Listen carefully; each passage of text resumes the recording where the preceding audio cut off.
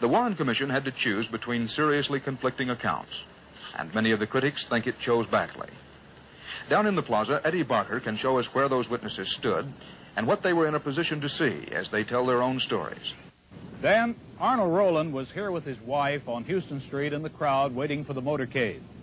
A few minutes before it arrived, Rowland told the Warren Commission, he noticed an elderly Negro man up in the window where you are now, where Oswald is supposed to have fired from. But he told the Commission, and a few days ago repeated his story for us here, of seeing a gunman lurking in another window entirely. I just looking around and we noticed a man up in the window, and I remarked to my wife, tried to point him out, and remarked that he must be a security guard, Secret Service agent. So the window then that you're referring to is on the opposite end of the building from where the main entrance to the building is? Yes, it is on the other side of the building. And he had a rifle. It looked like a high-powered rifle because it had a scope which looked in relation to the size of the rifle to be a big scope. Now, over here, Dan, still on Houston Street and not very far from the Rowlands, was Mrs. Carolyn Walther. Mrs. Walther says that she saw two men with a gun in the book depository. I saw this man with the gun, and there was another man standing to his right, and I could not see all of this man, and I couldn't see his face.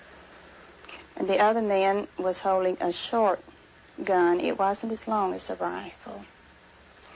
And he was holding it pointed down, and he was kneeling in the window or sitting.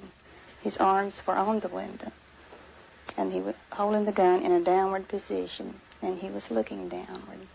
About what floor would you say these two men were on that you saw in the window? The first statement that I made, I said the man was on the 4th or the 5th floor, and I still felt the same way. He was just about in a window that was just about even with the top of that tree. I thought the man had light hair or brown and was wearing a white shirt. But I explained to the FBI agents that I wasn't sure about that. That was my impression. I'm thinking about it later, that I thought that was the way the man was dressed. Now, what about this other man who was in the window?